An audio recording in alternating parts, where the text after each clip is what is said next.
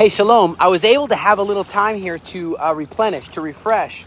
And I have about a week till I go back to the front lines, and I need to get rejuvenated, repair my equipment, get revitalized, refresh, and refill the canisters, reclaim the strength before the big missions that lie ahead, and rehabilitate some of the guys. So it seems like there is an imminent attack. Big imminent attack from Iran, and the U.S. does not necessarily think they may join in. They are sending a destroyer, an aircraft carrier, and but I just wanted to quickly say this Shabbat, as I'm getting to have a Shabbat with my family, so wonderful, swimming here in the Sea of Galilee, best place. Please come for Passover. But I want to just quickly talk about something really interesting, because as one who's been all this time in Gaza, all this time is staying in different houses that were so beautiful. They had fancy cars. I mean, they have gold market. They have so many amazing things that were there. And so you discover suddenly that what's pushed as a narrative is not matching reality. I mean, okay, 2 million people live there. They have 36 hospitals. A lot of them are used, almost all of them are used for terror purposes. 36 hospitals. There are Arab countries that have a population of 30 million that don't have that many hospitals. And so, surprisingly, you discover when you're there, Israel's giving them free water, electricity, gas, fuel, jobs. They don't get that in Egypt or other places. And so, I'm like, how can we match reality with what, with the narratives you see? And you find out they get $30 million from Qatar, $120 million a month, okay, from UNRWA, United Nations Refugee Works Agency, and $30 million from America. And there are Arab countries that are drowning in debt that would love to have $1 million in a suitcase. The houses that I was in, and I'm going to go back to now, beautiful houses, beautiful, beautiful houses. And suddenly you see that there's no siege except from Egypt. Egypt has them blocked up, but they come and they work by the hundreds of thousands, in Israel. So what siege? I don't understand. I'm really confused at these narratives. They live better in Gaza. Muslims live better there than in almost any, Libya, Syria. These countries, they don't have freedoms. And so you see that there's kind of a Muslim Brotherhood programming, lies that are pushed, and these claims that children in Gaza, okay, they're not how normal children are trained in their education. They are trained by giving them suicide belts, giving them these saying, you must die like a martyr, which is like a murderer. You must become, it's programming them. They don't have a regular childhood.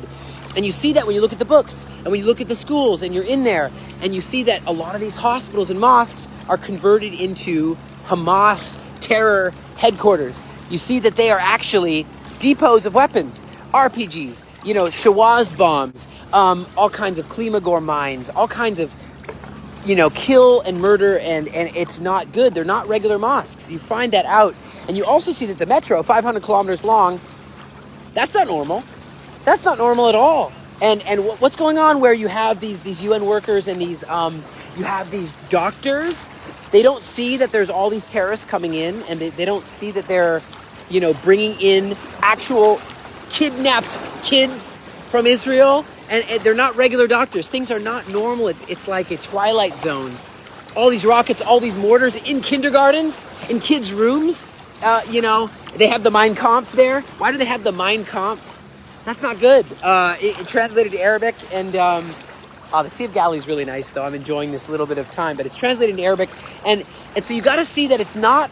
They have a beautiful beach, beautiful, beautiful Gaza beach, just like the Sea of Galilee. They have that too. Luxury swimming pools, fancy German cars, premium German cars. It's just, and of course, all kinds of resorts, and you see that the only one who's really blocking them, that's Egypt.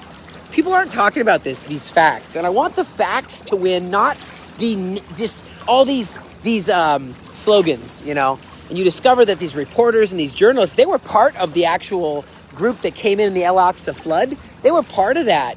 People from CNN, from Associated Press, from Reuters. You have people that are they're not doing their real journalistic job. They're being silenced, or they're part of the participating in the October 7th massacre. What is going on? Are we in Twilight Zone? What is going on here?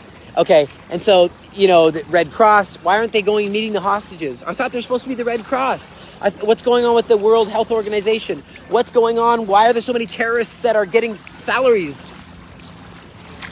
You can see that I'm trying to ask the questions, and you have Hamas leaders that are richer than former President Donald Trump, with a net worth of $4 or $5 billion. These are Hamas terrorists, evil people, and they're richer than Trump.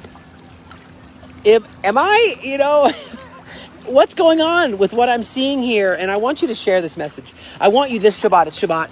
I'm having a special message here.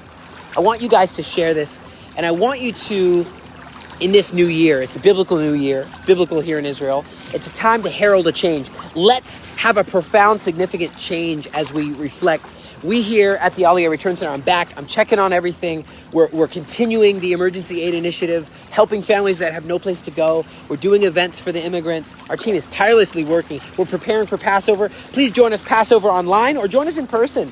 But online, sign up on the link. Just go to aliyahreturncenter.com. Fill out your email and name. You'll get an email, and you'll be able to join us online. There's recipes. It's going to be fun. Join us in this this time to change, to remove the leaven from our hearts, to enter into a time where we celebrate real freedom. Freedom for Gaza, too. Freedom for Gaza, freedom for Israel from terror, okay? And you have 133 Israelis still held in Gaza. It's 6 months of uncertainty, 6 months of terror, heartache, pain, okay? Let's as the Aliyah Return Center, let's commit to be together, just like Jethro was with Moses on the Aliyah journey.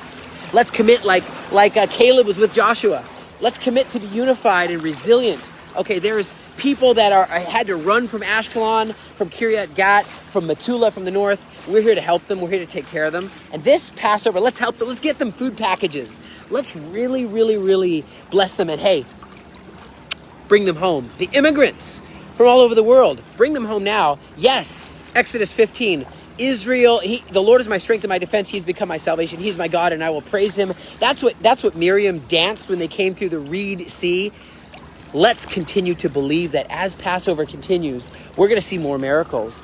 Consider giving to the Aliyah Return Center Fund right now. Stand defiant in the face of adversity. Come visit us. Come have Passover with us here. Okay? If I'm not in Gaza, I will be leading a Passover dinner, and we're going to talk about victory. We're going to talk about real freedom. We're not going to let freedom escape. Okay, we're going to have unleavened bread, but now inspire others by sharing this message.